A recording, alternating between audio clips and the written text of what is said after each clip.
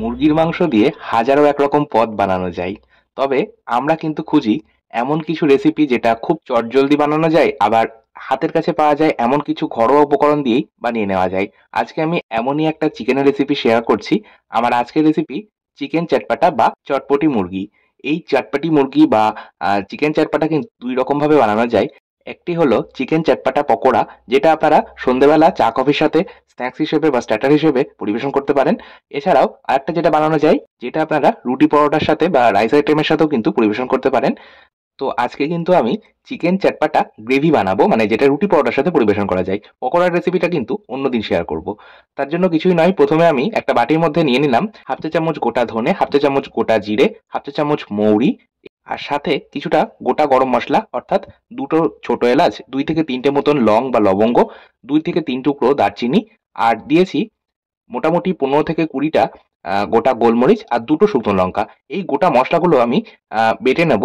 তো সেই জন্যই আমি সামান্য জল দিয়ে এটা ১০ মিনিট ভিজিয়ে রাখবো। আচ্ছা, মসলাটা ভিজতে ভিজতেই আমরা বাকি জোগাড় সেরে নেব। দুটো মাঝারি সাইজের পেঁয়াজ একদম ছোট করে কুচিয়ে নেব। যতটা সম্ভব ছোট করে বা মিহি করে কুচিয়ে নেবেন। এর সাথে আমি একটা মাঝারি সাইজের টমেটো ব্যবহার করব। টমেটোটাকে কিন্তু আমি কুচিয়ে নিয়েই ব্যবহার করব। যতটা সম্ভব ছোট করে আপনারা কুচিয়ে নেবেন। আচ্ছা, অপরদিকে ১০ মিনিট হয়ে গেছে, আমি মসলাগুলো ভিজিয়ে রেখেছিলাম। এবার আমি একটা ছাঁকনির মধ্যে এই মসলাটা ছেঁকে নেব। আচ্ছা, মসলা ভেজানোর জলটা কিন্তু ফেলে দেবো না। এই জলটাই আমরা ব্যবহার করব মসলার পেস্ট তৈরি করার জন্য। আচ্ছা, একটা গ্রাইন্ডিং জারের মধ্যে নিয়ে নিলাম ২০ থেকে ২২ কোয়া রসুন, হাফ ইঞ্চি আদা খোসা ছাড়িয়ে নিয়েছি। আর মাংসে আমি সবসময় আদার থেকে রসুনের পরিমাণটা বেশি ব্যবহার করি। এতে আমার মনে হয় এতে মাংসের স্বাদটা বেশি ভালো হয়। এর সাথে আমি দুটো কাঁচা লঙ্কা নিয়েছি। আপনারা ঝালটা অবশ্যই নিজেদের স্বাদ মতো ব্যবহার করবেন। কারণ আমরা কিন্তু এই মসলাতে শুকনো লঙ্কা আবার গোটা গোলমরিচ ব্যবহার করছি। তো এই দুটো মসলা থেকেই কিন্তু বেশ খানিকটা ঝাল হয়ে যায়। তো সেই জন্য কিন্তু আমাদের কাঁচা লঙ্কাটা একটু বুঝে ব্যবহার করতে হবে। এই মসলাগুলো আমি সমস্তটাই প্রথমে জল ছাড়া বেটে নিলাম। তারপর আমি যে মসলা ভেজানো জলটা ছিল সেই জলটা দিয়ে বেটে নিলাম। আমাদের মসলার পেস্ট একদম তৈরি। এবার এই বানিয়ে নেওয়া মসলার পেস্ট একটা পাত্রের মধ্যে অর্ধেকটা পরিমাণে নিয়ে নিলাম। বাকি অর্ধেকটা আমরা পরে ব্যবহার করব। এই বানিয়ে নেওয়া মসলার পেস্টের মধ্যেই দিয়ে দিচ্ছি হাফ চা চামচ হলুদ গুঁড়ো, হাফ চা চামচ কাশ্মীরি লঙ্কার গুঁড়ো। কাশ্মীরি লঙ্কার গুঁড়োটা কিন্তু সম্পূর্ণটাই ঝালের জন্য ব্যবহার করা। এই সাথে যেহেতু এটা চটপটা চিকেন বা চটপটি চিকেন, সেই জন্য হাফ চা চামচ আমচুর পাউডার ব্যবহার করলাম। আমচুর পাউডার ব্যবহার করলে একটা ভীষণ চটপটা টেস্ট আসে, খেতে বেশ ভালো লাগে। ব্যবহার করেছি হাফ চা চামচ মতন হোয়াইট ভিনিগার। হোয়াইট ভিনিগারের পরিবর্তে পাতিলেবুর রস ব্যবহার করা যেতে পারে। এই সাথে আমি হাফ চা চামচ লবণ ব্যবহার করেছি। আপনারা অবশ্যই নিজেদের স্বাদ মতো লবণ ব্যবহার করবেন। এবার এরই মধ্যে আমি দিয়ে দিচ্ছি ২ টেবিল চামচ পরিমাণে টমেটো কেচাপ। অবশ্যই এই মাংসটাই আপনারা টমেটো কেচাপ ব্যবহার করার চেষ্টা করবেন, তাহলে স্বাদটা ভীষণ ভালো হয়। ২ টেবিল চামচ টক দই ব্যবহার করেছি। আর এরই সাথে ব্যবহার করব ১ টেবিল চামচ সর্ষের তেল। অবশ্যই এই রান্নাটা সর্ষের তেলে করব, তবে আপনারা চাইলে সাদা তেলেও করতে পারেন। তবে এই চটপটি চিকেন গ্রেভিটা কিন্তু আমার সর্ষের তেলে রান্না করেই বেশি ভালো লেগেছে স্বাদটা, সেই জন্য আমি সর্ষের তেল ব্যবহার করে দেখাচ্ছি। যাই হোক, এবার সমস্তটাকে খুব ভালো মতো মিশিয়ে নিলাম। ও হ্যাঁ, আরেকটা কথা যেটা বলবো, আপনারা চাইলে গোটা মসলা আমি বেটে নিলাম, আপনারা চাইলে গুঁড়ো মসলা অর্থাৎ ধনে গুঁড়ো, জিরে গুঁড়ো, শুকনো লঙ্কা গুঁড়ো, গোলমরিচ গুঁড়ো জলে গুলে নিয়েও কিন্তু ব্যবহার করতেই পারেন। যাই হোক, মশলাটা খুব ভালো মতো ফেটিয়ে নেওয়ার পর আমি এখানের মধ্যে দিয়ে দিলাম মোটামুটি ৩০০ থেকে ৩৫০ গ্রাম মাংস।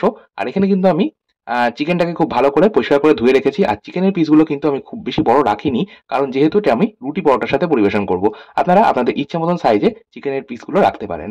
এবার আমি এই ধুয়ে রাখা মুরগির মাংসটা মশলার সাথে মাখিয়ে রেখে দেবো। যেহেতু চিকেনের পিসগুলো খুব বেশি বড় নাই, তাই কিন্তু খুব বেশি সময় ম্যারিনেট করে রাখার প্রয়োজন নেই। আমি মোটামুটি ১৫ মিনিট রাখবো। ১৫ মিনিট পর রান্নাটা শুরু করছি।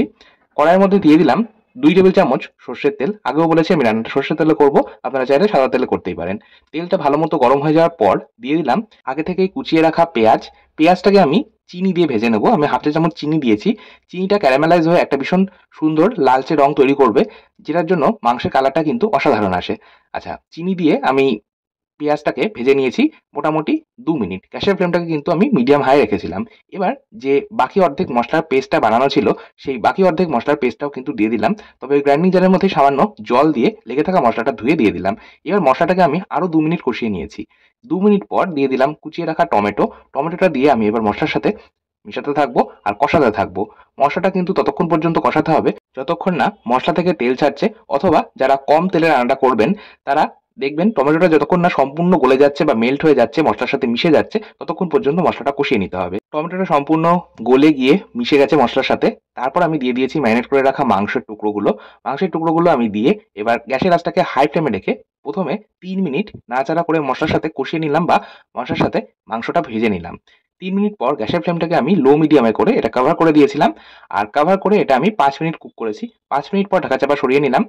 যে পাত্রের মধ্যে আমি মাংসটা ম্যারিনেট করে রেখেছিলাম ওর মধ্যেই দিয়ে দিলাম বেশ খানিকটা গরম জল। আপনারা চাইলে গরম জল ব্যবহার নাও করতে পারেন, মানে গ্রেভির জন্য আমি জলটা ব্যবহার করছি। আপনারা চাইলে জলের ব্যবহার নাও করতে পারেন, কারণ মাংস থেকে কিন্তু যথেষ্ট পরিমাণ জল ছাড়ে, তাতেই কিন্তু মাংস সুসেদ্ধ হয়ে যায় আর গ্রেভিটাও কিন্তু মোটামুটি তৈরি হয়ে যায়।